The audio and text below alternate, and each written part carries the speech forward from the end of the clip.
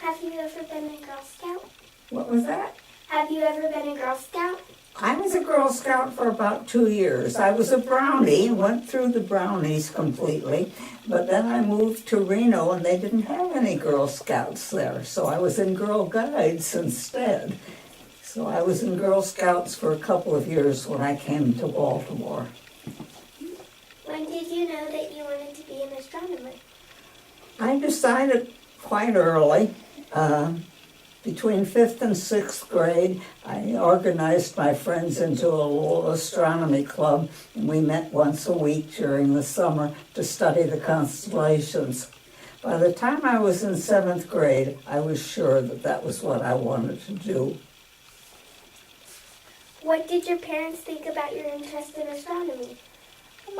My mother was a bit skeptical, but they both were supportive. My father was a scientist, and I think maybe he was rather happy that I was going into a science. Wait, Rosie, I'm going to interrupt. Was your father worried at all about you going into science? I don't think so. Nope, so he didn't think anything about you being a girl? Well, he didn't give me any indication that he did. Mother claims that she was not opposed, but she certainly let me know that she was questioned it. Did anyone discourage you from pursuing astronomy because you were a girl? Probably a couple of dozen people at least. I definitely was told many, many times that a girl could not become a scientist. My first encouragement, if you can call it that, was my junior year in college, when the head of the physics department told me, I usually try to talk a girl out of going into physics, but I think maybe you might make it. Just a second, hold on. Do you have any stories about, I know you've told the story about the lady who looked down her nose at you and said a real lady wouldn't want to take Latin. Can you remember any other, or would want to take Latin rather than mathematics? No. Can you remember any other stories where someone... Not really. Not really? At this point, I know there were many, but I don't really remember them. Okay. What advice do you have for girls that want to be astronomers? What? What advice do you have for girls that want to be astronomers? Well, I always tell girls that, or anybody else for that matter, that if you like puzzles, science is a good place for you, science or engineering, because you're continually solving puzzles. And as far as astronomy, I think astronomy is a fascinating field. There's so many interesting things to learn about the universe. What do you think is the most interesting thing that you have studied, learned, or discovered as an astronomer? What was that? Can you say that a little more slowly and clearly, sweetie? What do you think is the most interesting thing you have studied, learned, or discovered as an astronomer? Well, I think the most interesting thing I discovered was long ago. I was really studying a large number of stars to find out how far away they were. But when I looked at them carefully, astronomers study stars by spreading the light out into a rainbow that we call a spectrum. And when I did this to all of these stars that I was looking at, these were bright stars, stars that you can see with the naked eye in a dark climate, dark sky. I found that some of the stars had a little more hydrogen than other stars. And even more interestingly, I found that the stars with more hydrogen were farther from the plane of the Milky Way and moved around the center of the Milky Way in slightly more elongated orbits, whereas the stars with more hydrogen stayed near the Milky Way and moved around the center in very circular orbits. And this was the first indication of the evolution of our galaxy, because the stars with less hydrogen were actually older. All the hydrogen is made in stars, and so when the older stars the younger stars were made out of material that had been in stars before and used up the hydrogen, made other elements from it.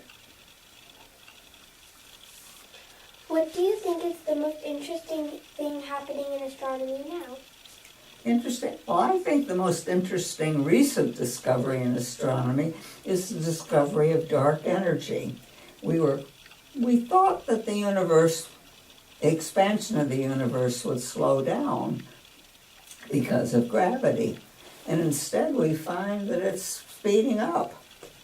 And when we look very carefully, we find that of the energy in the universe, about 3/4 of it is energy that we have no idea of what it is. We can't see it. Only thing we can recognize is that it's causing the expansion of the universe to speed up. We also know from recent experience that about maybe 20% or 22% of the matter in the universe is matter that we can't see. All we can see is that it has an effect of gravity.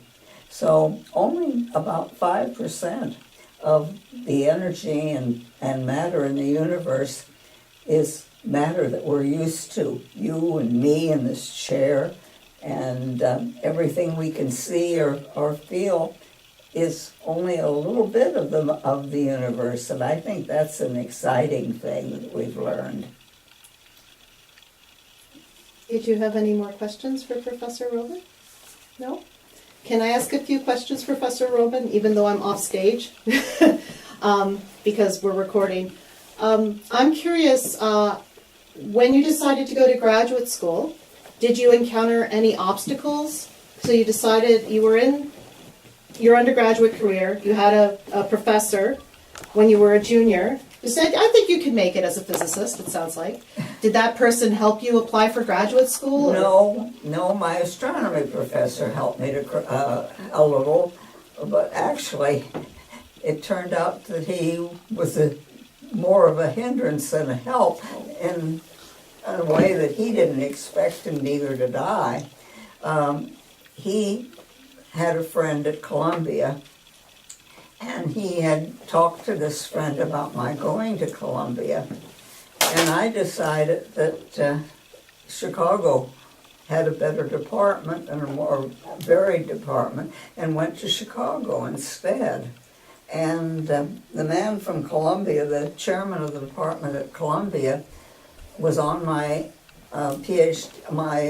BA committee. At Swarthmore, you don't get any credit for the last 2 years if you're in honors, and you get all of your grade depends on your final exam, which is partly written, but largely oral with outside examiners. And so he was one of the oral examiners, and he was angry with me, and as a result, I was told later that I should have gotten high honors, but I didn't because of him. Oh my, that seems a little unfair, but I guess that's... Hasn't made a lot of difference, but it made a difference at the time. Were there other female students at the University of Chicago when you went to graduate school there? There was usually one more. There was starting the same time I did, there was a woman, a Canadian woman, who came with a master's degree. So she was there for 2 years, and we were very good friends.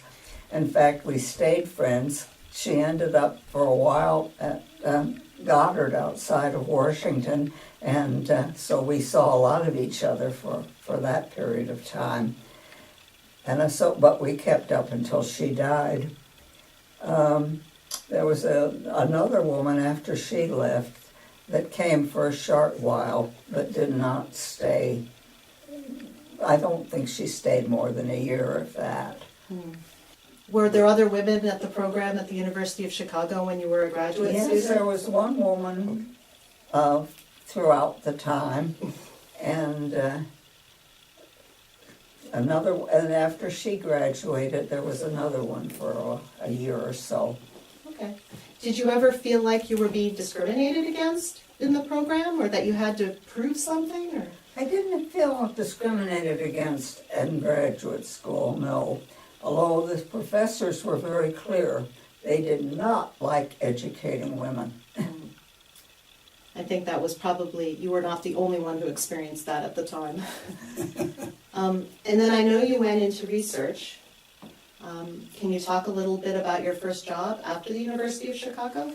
Well, I mentioned in talking to Rose, the discovery of the fact that stars were not all alike.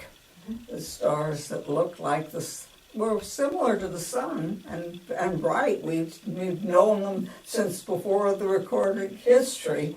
Were actually not all identical. And I think that was the most exciting thing that I ever done. The idea of finding something that you could recognize as important, but nobody ever thought of before, is rather hard to compete with.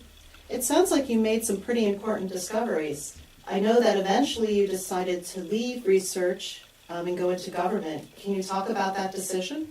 Well, I did. In university, after 7 years, you either have to get a tenured position, a position from which they cannot fire you, or you have to leave. And looking around, I saw no chance of getting a tenured position as a woman.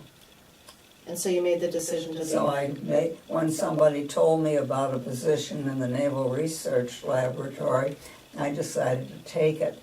And interestingly enough, I found the government was much less discriminatory to women than was the university.